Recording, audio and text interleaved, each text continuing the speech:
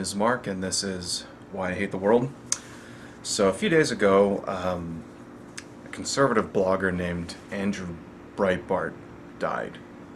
And as of this time, the official cause of death has yet to be determined. So almost immediately after this happened, we started seeing all the teary-eyed videos from people, that were admirers of this guy, here on YouTube and elsewhere.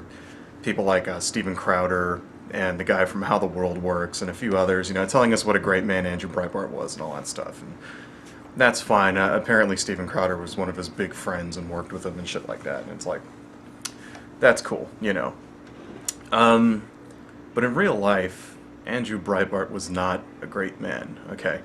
He wasn't even a good man, alright? Andrew Breitbart was a man who purposely spread lies in order to ruin the lives of his political opponents, alright? Now, for those of you who don't know, he was the person who was responsible for destroying Acorn, right? Acorn was an organization which was devoted to politically organizing inner city residents, right? So they could actually go out and vote and do something about how shitty their districts are being treated by the city and shit like that.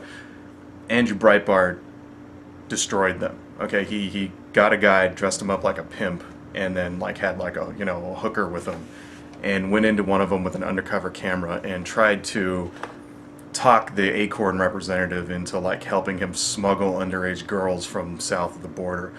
And when the guy didn't go for it, right, when the person they were talking to basically didn't fall for it, he recut the footage to make it look like he was falling for it, right?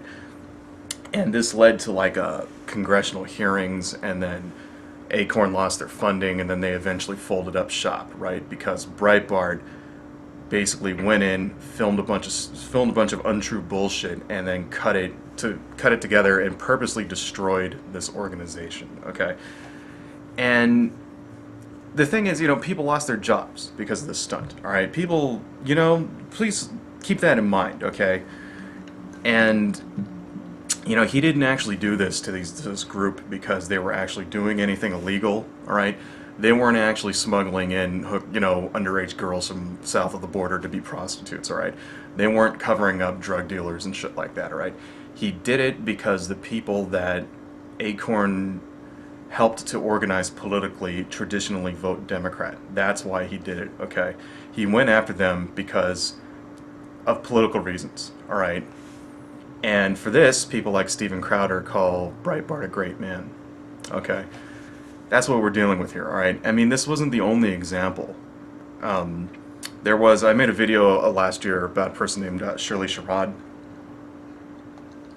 You guys remember this, whole debacle, right? She was a director in the U.S. Department of Agriculture, and she also had a background in community organizing. And Breitbart took a speech that she gave to the NAACP, and he recut it to make it look like she was saying racist things towards white people, when in real life the speech had absolutely nothing to do with that whatsoever, and it was completely taken out of context, right?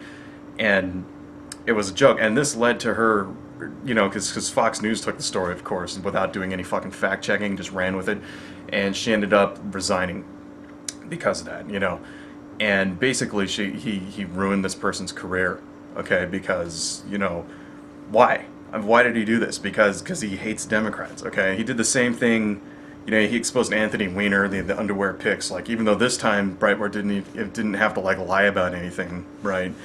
But still, he got rid of, Anthony Weiner, and he resigned too, and he was one of the few remaining progressive voices in fucking the Senate, And then, last month they saw him at an Occupy rally. He was there's video of him getting totally wasted, and then showing up at this Occupy rally at CPAC and screaming, "Stop raping people," and then calling them freaks and animals and shit like that. Trying to basically, do the same thing that he did to Acorn and Shirley Sherrod, to the Occupy movement, right? I mean, this was not a nice man, okay? Breitbart was not, the guy was scum. I'm sorry, dude. The guy was a fucking asshole. And, the thing is, people are criticizing, like there are people out there on the left that whenever somebody dies and you criticize them, they get mad at you. Okay, they say that, well, we on the left should be above this kind of thing. In fact, I made a comment on video here, one of the Young Turks videos, and a dude came on and got pissed at me for that, saying, well, Breitbart has a family and all that shit, and have some respect. Well, you know, the thing is, Andrew Breitbart didn't have any respect himself. I mean, he did the same thing after Ted Kennedy died of brain cancer a few years ago. And he came on and started attacking Ted Kennedy, and he called him a villain, and and he called him a duplicitous bastard and a big-ass motherfucker, alright? And he tweeted that Kennedy was a pile of human excrement, okay? This was, you know, right after Kennedy died, alright? So for you people out there telling me that I should have respect for Breitbart's family, you know, what about fucking Ted Kennedy's family, alright? How come they didn't deserve any respect after their father died, but Breitbart's family does, okay? I mean, have you considered the fact that maybe Breitbart's family needs to hear this, alright? I mean, I can, you know, his wife, you know, obviously married the guy, so she obviously loved him, right? Which tells me that she accepted what he did for a living. Okay, you know, maybe she's in denial about it, all right? What about his children, you know? I mean, it sucks when anybody's family dies, you know, when your father dies. I can have sympathy for his children, right? But you know what? They probably need to know this, all right? Their father was not a nice man, okay? I mean, you know, maybe they might be in there, maybe they're in denial about the kind of man that he was, okay? So, the thing is, you know, Breitbart was not a journalist, all right? Journalists usually tell the truth, or at least report facts, right, as objectively as they can. At least that's what they're supposed to do, okay? We all know that, you know, Fox and shit, they don't actually do that. You know, Breitbart wasn't even a political pundit, okay, because political pundits give slanted opinions on news events and things like that, and political figures, and sometimes they distort the truth, right, with their opinions, but generally there's a kernel of truth in there, okay? I mean, Breitbart wasn't even what you would call a satirist, you know, which I've heard some people say he used satire, you know, satire, and he's a satirist and a lot of stuff. He wasn't a satirist, right? You know, satire is like The Onion, if you go to the Onion news network, and it's like they put up these completely ridiculous bullshit news stories, and it's funny, right? He wasn't using satire, okay? I mean, satire is, you know, a satirist uses irony and humor to point out things which people take for granted, okay, and make you laugh while they're doing it. It wasn't comedy that this guy did, alright? This guy was a propagandist, okay? That's the only way that you can describe him, okay? He was a man who deliberately misled the public in order to further his political views, alright? He made a living destroying people's lives, okay?